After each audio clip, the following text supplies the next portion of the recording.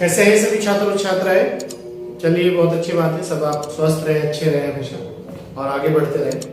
आज मैं आप लोगों के लिए जनरल हिंदी का टॉपिक लेकर आया हूँ। क्रियाओं, कुछ हमारी क्रिया अवशेष रह गई थी, कुछ क्रियाएं बची हुई थी हमारी, वो आज हम कंप्लीट करेंगे। पार्ट नंबर 3 है क्रिया का। तो देखिए आज हम कौन कौन सी क्रिया पढ़ने जा रहे हैं। विषय हमारा सामान्य हिंदी और टॉपिक है हमारी क्रिया है। एक तो सहायक क्रिया देखेंगे आज हम। सहायक क्रिया क्या होती है, किसे सहायक क्रिया कहा जाता है।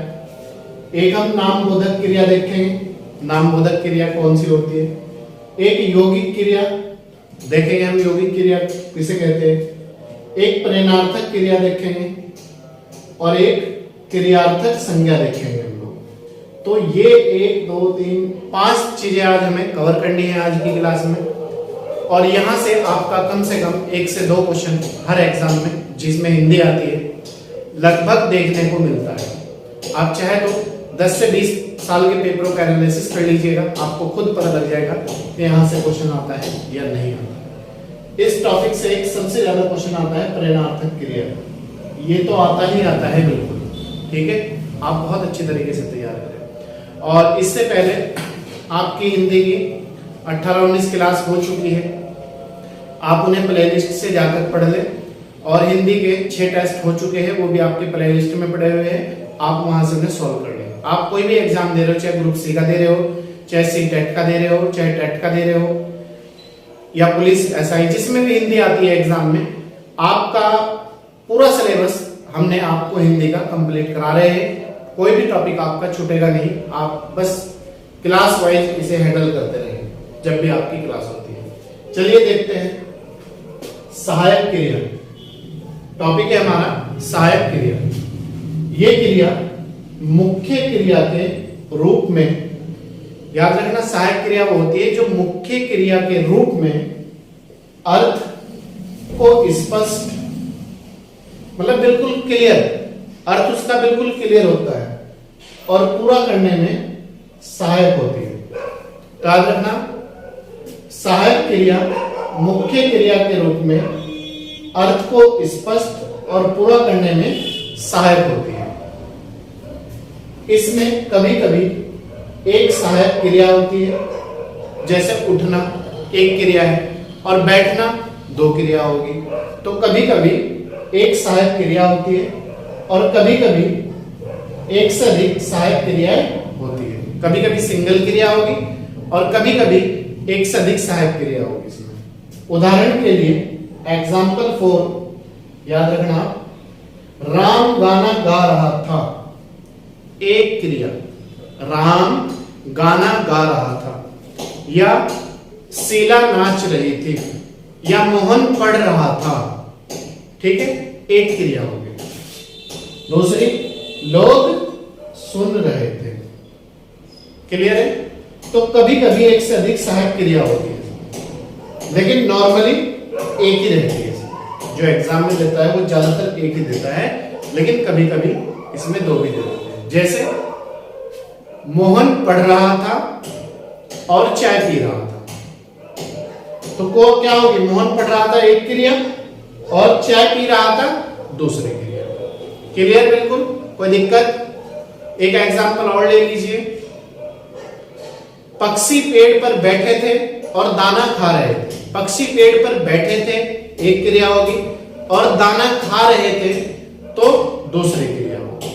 तो कभी कभी एक क्रिया और कभी कभी एक से अधिक सहायक क्रिया होती है, वही आपकी सहायक क्रिया होगी। क्लियर, कोई दिक्कत। दूसरी हमारी नामबोधक क्रिया। देखिए नामबोधक क्रिया कौन सी है, क्या होती है।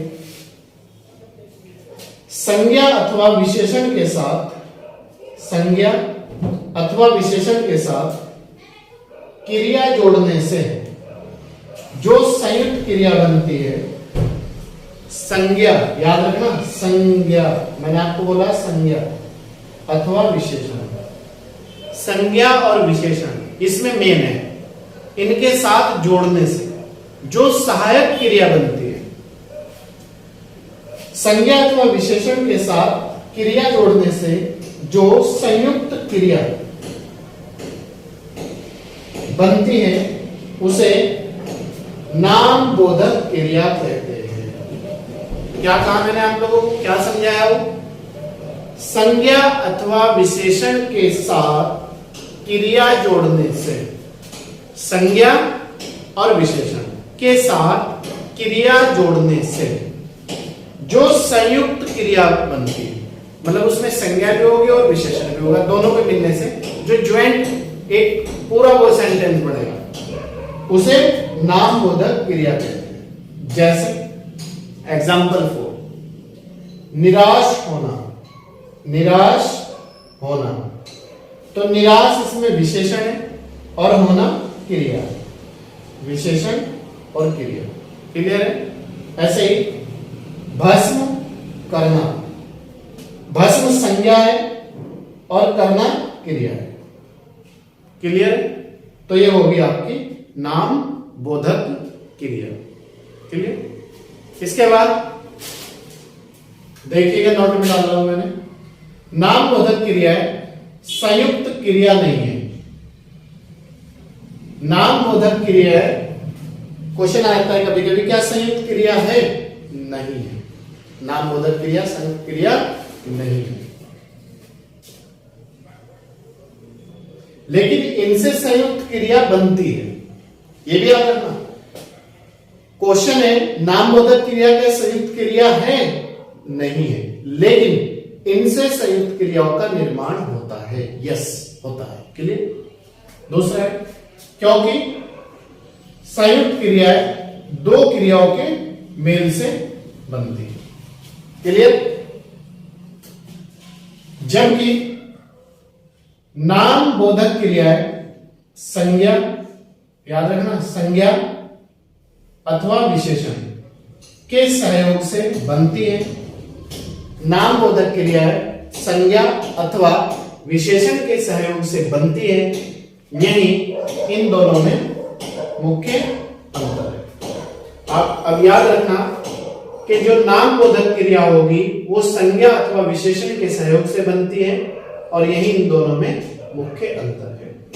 और ये होगी नाम बोधक जो क्रिया है, ये दो क्रियाओं से बनती है, दो क्रियाओं के मेल से बनती है। जैसे आपको मैंने बताया, जैसे एक तो विशेषण हो गया और एक संज्ञा हो गई, क्या होगी? नाम बोधक क्रिया। तीसरी क्रिया है हमारी यौगिक क्रिया।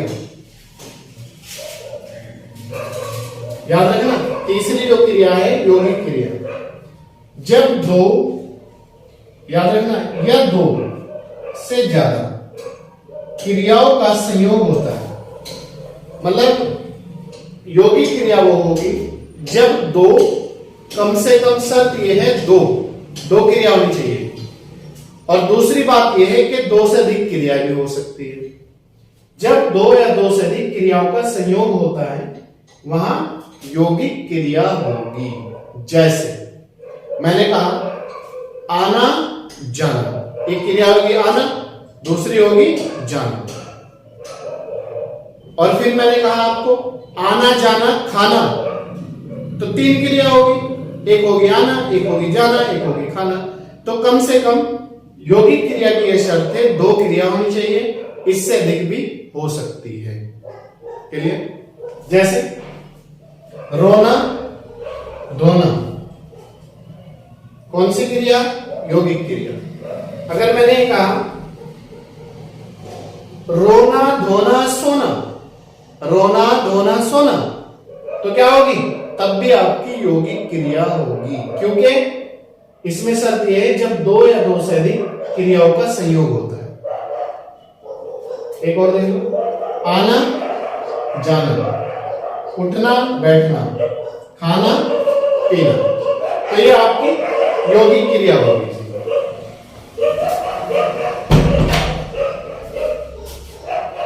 इसके बाद हमारा चौथी क्रिया प्रेरणार्थक क्रिया। प्रेरणार्थक क्रिया का मतलब क्या है? प्रेरणार्थक क्रिया का मतलब है कि कोई भी XYZ कार्य जब हम किसी दूसरे व्यक्ति से कराते हैं वो हमारी परेणार्थक क्रिया में जाती है।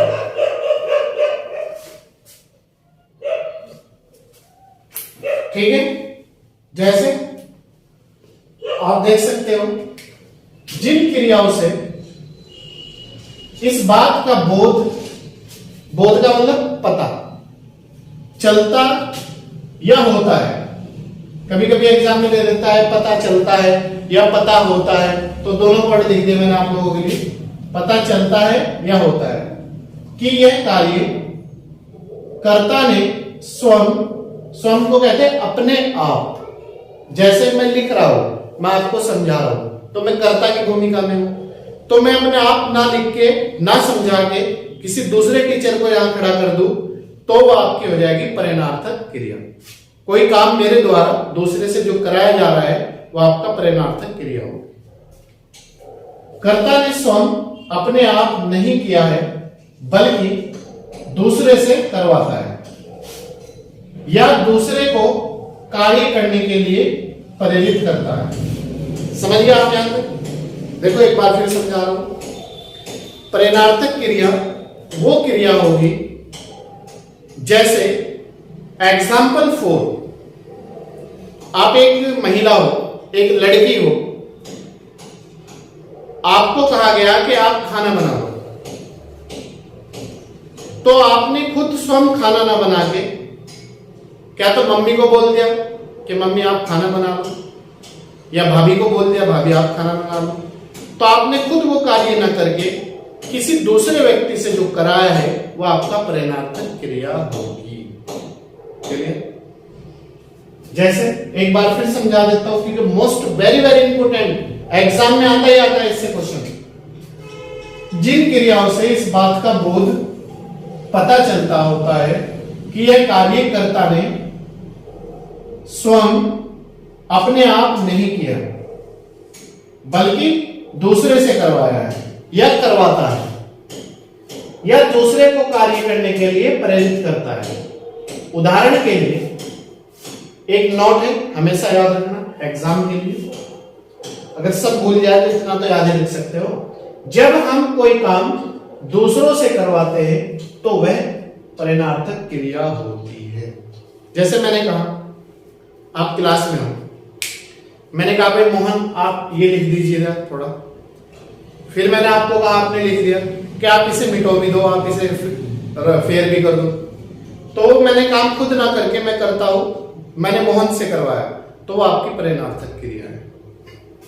इसके एग्जाम्पल देख लो एक दो क्रिया और परेणार्थक क्रिया के उदाहरण।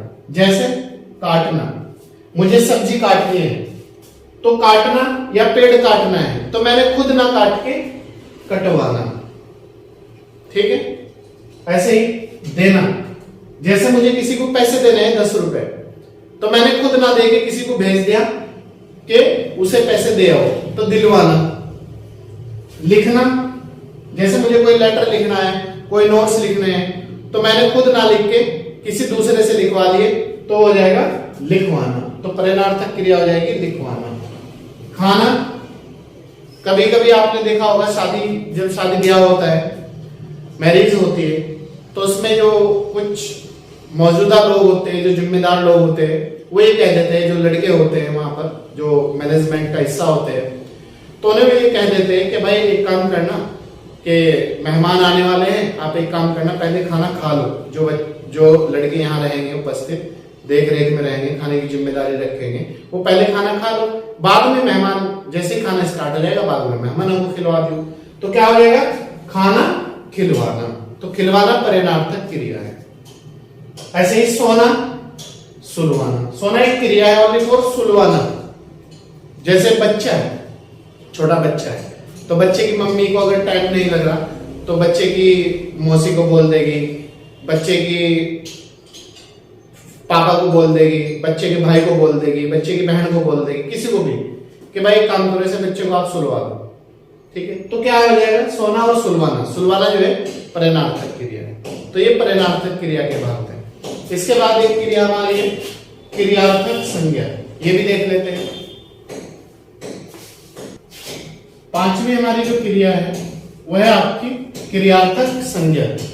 क्रियार्थक संज्ञा, इसमें देखिए जब क्रिया संज्ञा की तरह व्यवहार में आए, क्रियार्थक संज्ञा उसे कहते हैं जब कोई क्रिया संज्ञा की तरह व्यवहार में आए। उदाहरण के लिए, टहलना स्वास्थ्य के लिए अच्छा है। टहलना स्वास्थ्य के लिए अच्छा है। तो इस वाक्य में टहलना क्रियार्थक संज्ञा के रूप में प्रयोग हो रहा है। आप याद रखना, टहलना स्वास्थ्य के लिए अच्छा है, यह आपकी क्रियार्थक संज्ञा है, क्योंकि टहलने का जो रिलेशन है वो स्वास्थ्य से। अगर टहलेगा तो स्वास्थ्य अच्छा बनेगा, और स्वास्थ्य अच्छा बनेगा तो आदमी बेहतर रहेगा। तो इस वाक्य में टहलना क्रियार्थक संज्ञा के रूप में प्रयोग हो रहा है। तो ये था आज का हमारा टॉपिक। जो हमारी बची हुई क्रिया थी वो हमने कंप्लीट किया, और यह आपका क्रिया का पार्ट नंबर 3 है। आप याद रखना, पार्ट 3। तो ये क्रिया हमने कंप्लीट करी है, और इसके बाद जो हमारा नेक्स्ट टॉपिक होगा वो होगा आपका वाच्य। वाच्य कितने प्रकार के होते हैं उसके बारे में हम आपको कंप्लीट कर बतलाएंगे। तो चलिए, अगर आप हमारे YouTube चैनल पर नए हैं तो सब्सक्राइब कर लीजिएगा, ताकि आपको प्रतिदिन 3 क्लास उपलब्ध हो सके। और अगर पुराने हैं तो कंटिन्यूटी के साथ जुड़े रहिएगा, और ज्यादा से ज्यादा लाइक और शेयर कीजिएगा, ताकि और लोग भी इससे जुड़ सके और फायदा उठा सके। चलिए, मैं आपका अपना टीचर। Thank you.